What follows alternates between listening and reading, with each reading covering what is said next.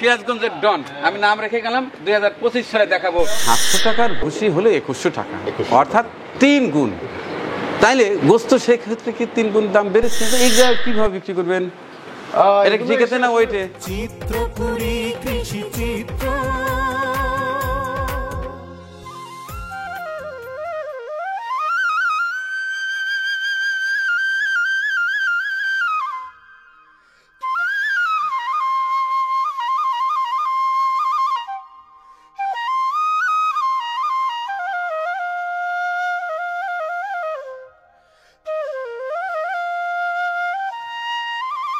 যাচ্ছে না গরু? হ্যাঁ, 2 দাঁত। কোরবানির জন্য রেডি করছেন?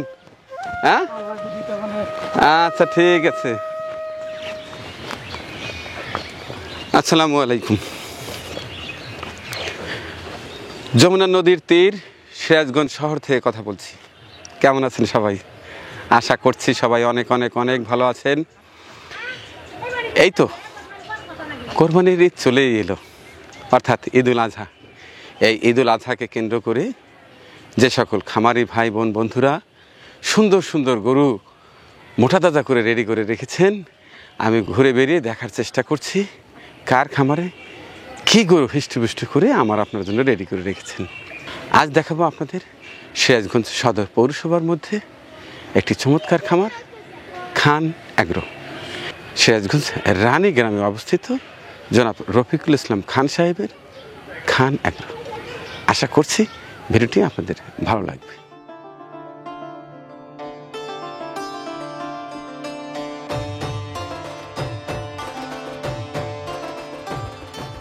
আসসালামু আলাইকুম ভাইয়া। কেমন আছেন? আলহামদুলিল্লাহ, আপনি ভালো আছেন? আছি আলহামদুলিল্লাহ, আল্লাহ সুস্থ রাখছেন। খান অ্যাগ্রো ফার্ম। জি, বাবা আছে? আছে, হ্যাঁ আছে, ভিতরে আছে, আপনার অপেক্ষায় আছে। আচ্ছা ঠিক আছে, চলেন আমি গরুগুলো দেখবো। জি। আসলে প্রচন্ড রোদ আজ না? হ্যাঁ, অনেক গরম। রোদের তাপমাত্রাও অনেক বেশি। আচ্ছা, আমাদের যমুনা নদী বোধহয় এই পাশেই না? এই বাম দিকে, বাম দিকে? সামনে অল্প একটু রাস্তা, কাছে অল্প। ওই যে ও পাশটায় বালুচর দেখতে পাচ্ছি। হ্যাঁ, বালুচর না, মানে ওই ঘরগুলো কিসের? এগুলো হচ্ছে সরকার থেকে যারা গরিব আছে ওনাদের জন্য আর কি। ওনাদের জন্য না? ও আচ্ছা আচ্ছা ঠিক আছে। আসসালামু আলাইকুম। কেমন আছেন?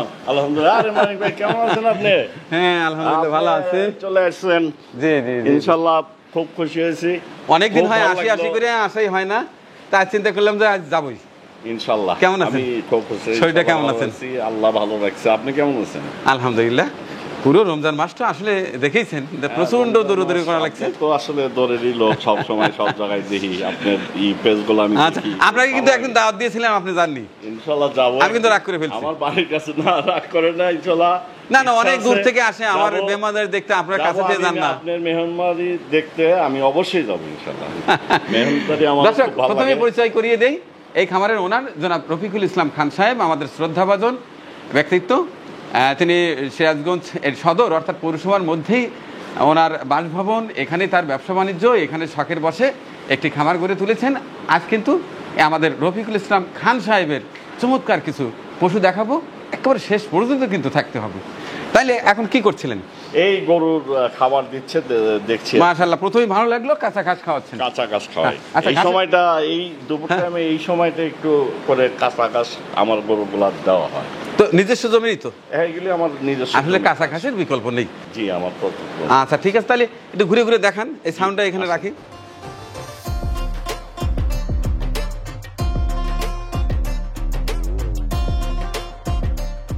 তো বড় ভাই, প্রথমেই আপনার কাছে যে বিষয়টি জানতে চাইবো, আপনার তো অনেক ব্যবসা বাণিজ্য আছে আমি যতটুকু জানি, আপনি গবাদি পশুর এই ব্যবসায় এলেন কেন? এর কি না, আমার বাবা, আমি দেখছি আমি ছোটবেলার থেকে আমার বাবা কোরবানি দেওয়ার জন্য 2-4টা করে গরু পালতেন। সেখান থেকে আমি গরু ভক্ত হয়ে যাই। গরুর মধ্যে আমার সেটা কত বছর আগে? সেটা আমার বয়স যখন 10 বছর তখন। অর্থাৎ আপনি জ্ঞান হওয়ার পরেই দেখতে পাচ্ছেন আপনার বাবা দাদা 2-4টি করে পালন করতো? আচ্ছা, দাদাকে দেখি নাই, বাবাকে দেখছি আর কি। আচ্ছা, আচ্ছা। বাবা পালতো, সে থেকে গরুর প্রতি ভালোবাসা। আমি এমনও সময় গেছে স্কুল বাদ দিয়ে এসে আমি এই গরু লালন পালন দেখছি, গরুকে আদর করতাম, সময় দিতাম। এইভাবে যখন বাবা মারা যাওয়ার পরে এইটা আমিও ধরে রাখার চেষ্টা করছি। আস্তে আস্তে এটা এক সময় দুইটা একটা করে শখের বসে পালতে পালতে এখন এমন অবস্থা হয়ে গেছে, দেখেন আমি বাণিজ্য হিসেবেই নিয়েছি। তো আপাতত কয়টা গরু আছে এখন? আমার কাছে ষাঁড়, মহিষ আর গাভীটা প্রায় 100 প্লাস। প্রায় 100 প্লাস, মাশাআল্লাহ। তো আপনাদের এখানে সর্বোচ্চ কত কেজি ওয়েটের ষাঁড় গরু আছে? বর্তমান 650, 650 প্লাস এরকম আছে না? এই যে এই গরুগুলি আমার প্রায় 600 উপরে হয়ে গেছে। আচ্ছা, যেমন এই গরুটা দেখতে পাচ্ছি, এটার কি পরিমাণ ওয়েট আসতে পারে? এটার 500, 550 প্লাস। আচ্ছা, আমরা একটু ঘুরে ঘুরে দেখি আর কথা বলি। আসুন। আচ্ছা,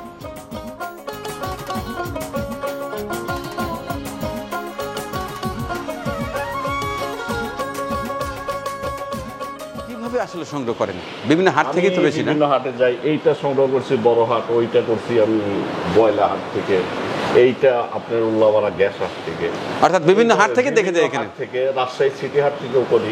তো আপনি কি কি বিষয়গুলো লক্ষ্য রাখেন এই গরু কেনার আমি ক্ষেত্রে? যখন হাটে যাই তখন গরুর কোষটা দেখি, পাউগুলি দেখি, কম্বলটা দেখি, যেটা আমাদের ভাষায় বলে আর কি গলার ঝোলটা, এগুলি দেখে তারপর আমি গরু নির্ধারিত করি যে গরুটা কেনা যাবে কিনা, এটা বড় হবে কিনা এবং মোটা হবে। আচ্ছা, আপনার খামারের বয়স তো মোটামুটি শুনলাম প্রায় 4 বছর পার হয়ে গেছে এই কমার্শিয়ালি। এই বছরেই 4 বছর হচ্ছে। এই বছরটা 4 বছর, তার মানে ইতিপূর্বে ঈদকে কেন্দ্র করে 3 দফা আপনি বিক্রি করেছেন। এই 3 বছরের অভিজ্ঞতা যদি বলতেন। 3 বছরের অভিজ্ঞতা, 2 বছর তো করোনা পাইছি আমরা, গত কোরবানি এটাতে আমরা বেশ ভালো গরু বিক্রি করছি। যাই হোক, প্রফিট লস এটা তো আল্লাহ পছন্দ, কোনোটা প্রফিট হয়েছে কোনোটা হয় নাই। এভারেজে মোটামুটি টিকে থাকার মতো আছে। টিকে থাকা আমার এটা হচ্ছে, আমার তো আসলে এটা সোর্স ইনকাম মেইন না। এখানে আমার কিছু ভাই, কিছু শ্রমিক, এরা আমার গ্রামেরই, এরা বাঁচলো, এরা দেখাশোনা করে, ওদের একটা রুজির ব্যাপার আছে, ওরা একটু রুজি করে খাবে। সাথে আমারও একটু ভালো লাগে, আসলাম যখন আমার ভালো লাগে তখন এখানে চলে আসি, গরু বছরের সাথে একটু এই কথাবার্তা বলি, ওদের আদর টাদর করি, এই তো ভালো লাগে।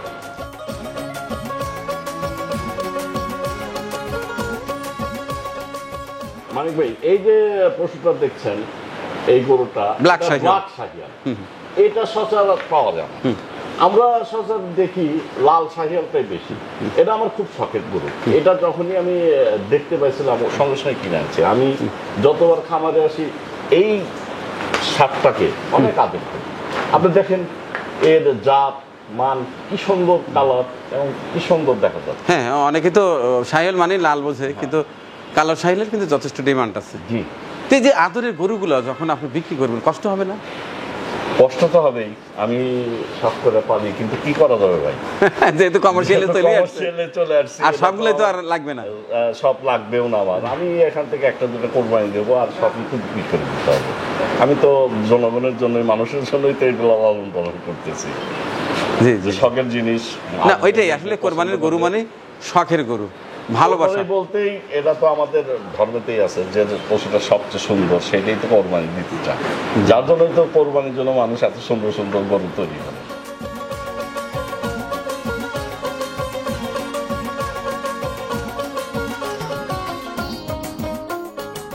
এটা আমার গাভীর শেষ, আর এগুলি গাভীর বাচ্চার থেকে, এই 7টি গাভীর বাচ্চা, এগুলি গাভীর বাচ্চা।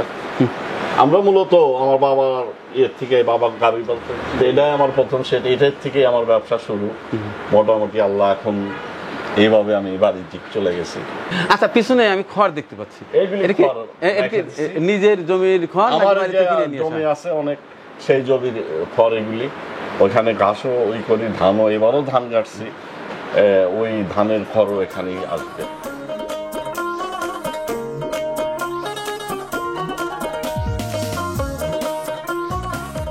মানিক ভাই দেখেন, সম্পূর্ণ দেশীয় খাবার।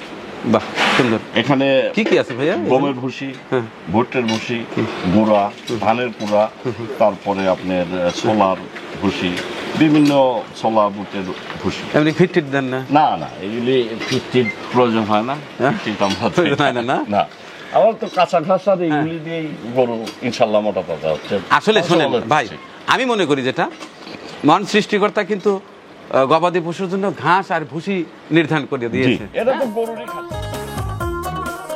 কটা সেট আছে মোটামুটি? আমার আছে 4-5টা সেট আছে। 4-5টা না? গাভী সার দিয়ে 4-5টা সেট আছে। আসেন আসেন মানিক ভাই, আমি পরিচয় দিচ্ছি, এটা আমার একমাত্র ছেলে। হ্যাঁ হ্যাঁ, শুরুতেই ওনার সঙ্গে দেখা হয়েছিল। হ্যাঁ ওটা আমার চাচা, মানে আমার ইমিডিয়েট ছোট ভাই। আচ্ছা, ভালো আছেন আপনি না?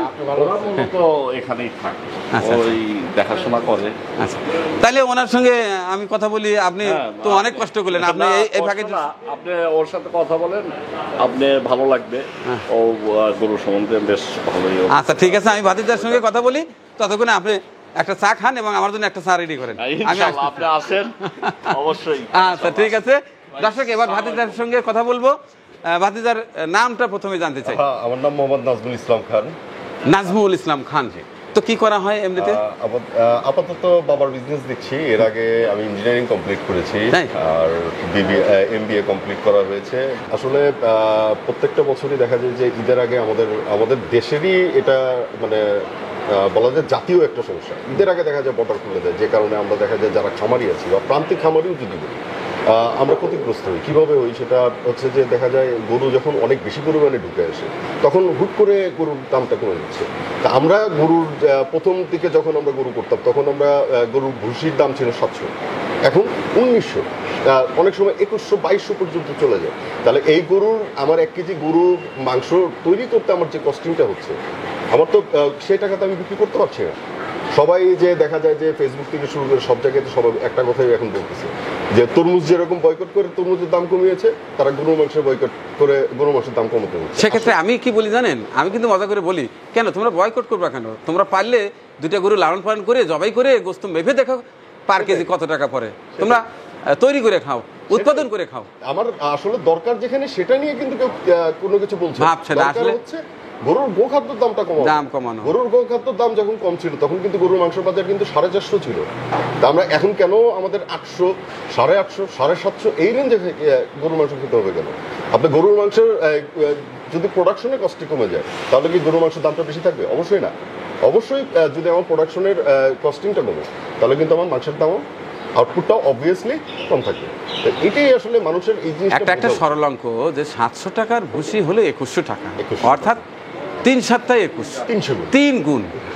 তাইলে গোস্ত সেক্ষেত্রে কি 3 গুণ দাম বেড়েছে? অবশ্যই না।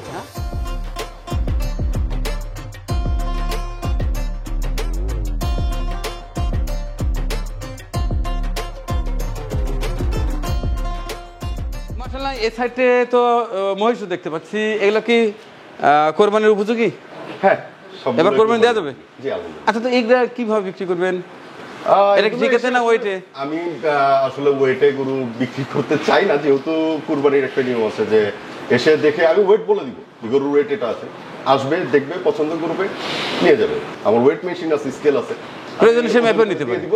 তারপরে আমি একটা দাম বলবো, সে একটা দাম, কিন্তু কেজি হিসাবে দাম হবে না। আমি চাই না কেজি হিসাবে দিতে, কিন্তু কিছু কিছু গ্রাহক আছে বা কিছু কিছু মানুষ আছে যারা কেজি হিসাবে ছাড়া নিবেন। এখন আচ্ছা, এক কথায় আসুক, গ্রাহকরা আসুক, দেখুক, তাদের যে হিসাবে নিলে ভালো হয় সেই হিসাবে নেবে। আচ্ছা আচ্ছা, তবে আপনারা ঠিকাতেই বিক্রি করার চিন্তা করেছেন। আচ্ছা, তো এই যে মহিষ, এগুলো কি সকল দাম হতে পারে একটু আইডিয়া দেন তো ভাই। এগুলোর এখন ওজন আছে 500 কেজির উপরে। 500 কেজি, সেক্ষেত্রে কত টাকা দাম আসতে পারে? এগুলোর দাম 2.5 লাখ টাকার কাছাকাছি। 2-2.5 লাখ টাকা।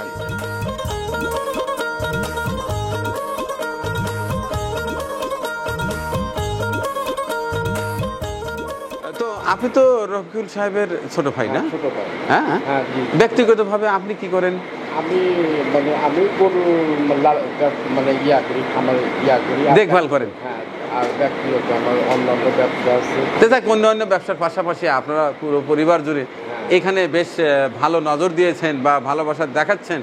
কেন এখান থেকে কি আহামরি লাভ আসে, বা এটা থেকে কি মনে হচ্ছে এই খামারের ভবিষ্যৎ আপনারা কি চিন্তা করছেন? এইটা কীভাবে আরও বাড়ানো যায়, আর এটা আমার ভালো লাগে, আর আরও আমি বাড়ানোর চেষ্টা করতেছি।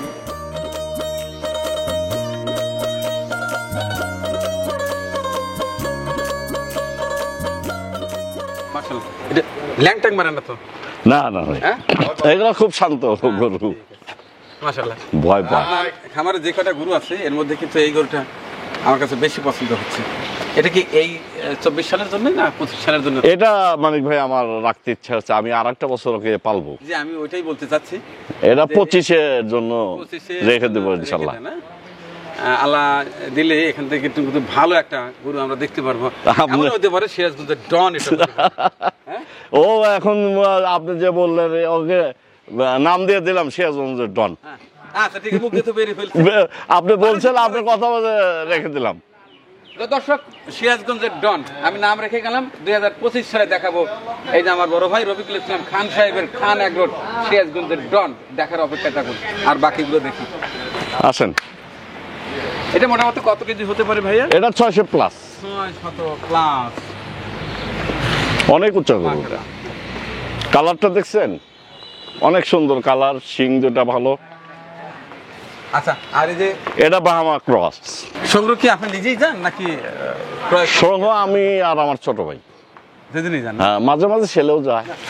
দেখছেন মানিক ভাই, গরুর কালার গুলি দেখছেন কি সুন্দর। সবগুলোই যথেষ্ট, গেটারও ভালো, কালারও ভালো, সুস্থ আছে।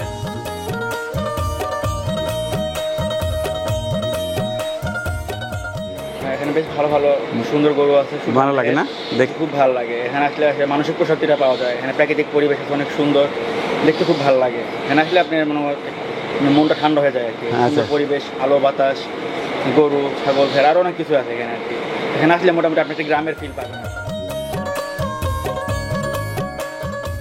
মাশাআল্লাহ।